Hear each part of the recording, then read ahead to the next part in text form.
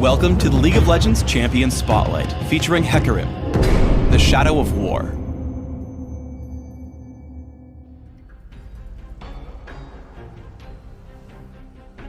Hecarim is a melee fighter who specializes in high mobility and jungling.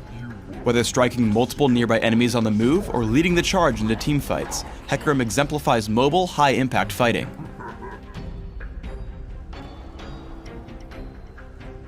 Hecarim's passive is Warpath. Hecarim ignores unit collision and gains a percentage of his bonus movement speed as bonus damage. Rampage immediately damages all nearby enemies. If it hits, the next activation of Rampage enjoys a lower cooldown down to a cap. If Rampage hasn't hit anything for a few seconds, the cooldown returns to normal. As Hecarim's primary damage source, take Rampage at level 1 and max it by level 9. Spirit of Dread creates an aura around Hecarim for a few seconds that constantly damages all nearby enemies. Additionally, Hecarim heals for a portion of any damage dealt to these enemies. Healing against minions is capped. Because it brings both great damage and health sustain, take a point in Spirit of Dread early and max it by level 13. Devastating Charge grants Hecarim steadily increasing movement speed for a few seconds. If Hecarim attacks an enemy during this time, he deals bonus damage and knocks back his target. Devastating Charge deals even more damage based on how far Hecarim has traveled during the effect. Because it's mostly a utility spell, take a rank of Devastating Charge early, but max it only by level 18. Hecarim's ultimate is Onslaught of Shadows. Hecarim charges to target location, damaging and causing all nearby enemies to flee from Hecarim for a short time. Additionally, Hecarim summons Spectral Riders that charge alongside him, damaging all enemies they strike. Due to the power of the ultimate, rank it as soon as possible at levels 6, 11, and 16. Try to build a mix of damage, toughness, and mobility through your runes, masteries, and items. For example, I take armor penetration marks, flat armor seals, magic resist per level glyphs, and movement speed quintessences. I recommend 9-12-9 masteries, taking armor penetration in offense, health and damage reduction in defense, and movement speed plus neutral buff duration in utility.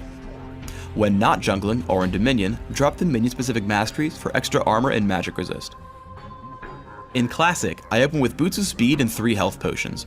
I rush for Wriggle's Lantern and Aegis of the Legion, before taking defensive boots depending on the enemy team. Trinity Force is the next major buy. After, I grab a mix of damage and durability through Maw of Malmortius and Frozen Heart. In Dominion, my build is similar. I start with Boots of Speed, Prospector's Blade, and 2 health potions. Aegis of the Legion, upgraded boots, and Trinity Force come next. From here, I adapt my build depending on my enemies, choosing among Randuin's Omen, Maw of Malmortius, Sanguine Blade, and Last Whisper.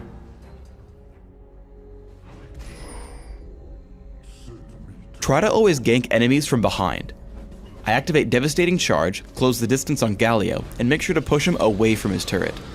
I keep pace with him while I hit Rampage and Spirit of Dread to deal as much damage as possible, before retreating from the turret and giving Nasus first blood.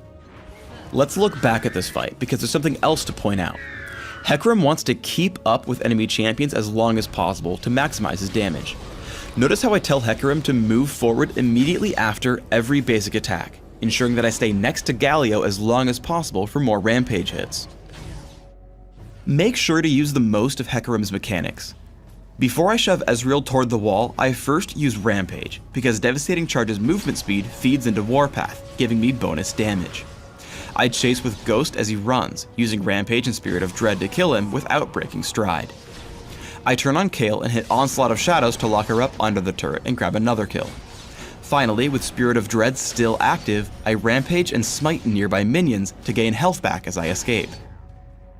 When jungling, try to keep your cooldown reduction on Rampage alive between camps. To do this, make sure that Rampage is the killing blow on the last monster of the camp, then immediately run to the next one. As soon as you're in range, hit Rampage again to keep the cooldown low and enjoy your extra fast jungle speed.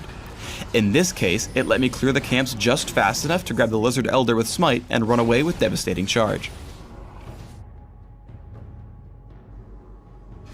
Remember that Onslaught of Shadows will constantly force the enemy champions to run away from you.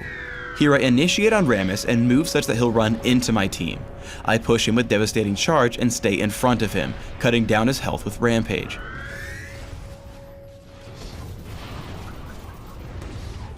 After we pick up the kill, I walk out of turret range and then back across to escape Morgana. By hitting Onslaught of Shadows immediately after activating Devastating Charge, you can give it a lot of bonus damage and set yourself up for an easy knockback. I lock up Galio and we get him extremely low before his team comes to help. After killing Galio, I move quickly to take out champions with the least armor, taking out Morgana and then Kayle soon after. I spot Rammus just above. Devastating Charge grants me a lot of movement speed as I walk just past Rammus before he taunts me, pushing him back toward my team. Thanks to all the armor accrued from items, I'm able to tank the turret long enough for my team to show up and grab the ace. The speed shrines on Dominion are even more useful on Hecarim thanks to Warpath, which converts that bonus movement speed into bonus damage.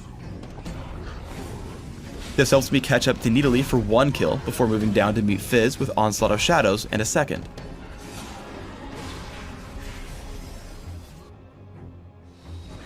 Combining speed shrines with Hecarim's ability to deal damage while moving means you should always try to juke skill shots. After taking down Nidalee and Fiora, I'm put into a duel against Fizz. I start winning, but then he fires off his ultimate. I dodge away and then chase him down with Devastating Charge. I take him out with Rampage and win control over the middle. Thanks for tuning in to the Hecarim Champion Spotlight. Please subscribe to the Riot Games YouTube channel above, and don't forget to thumbs us up just below the video.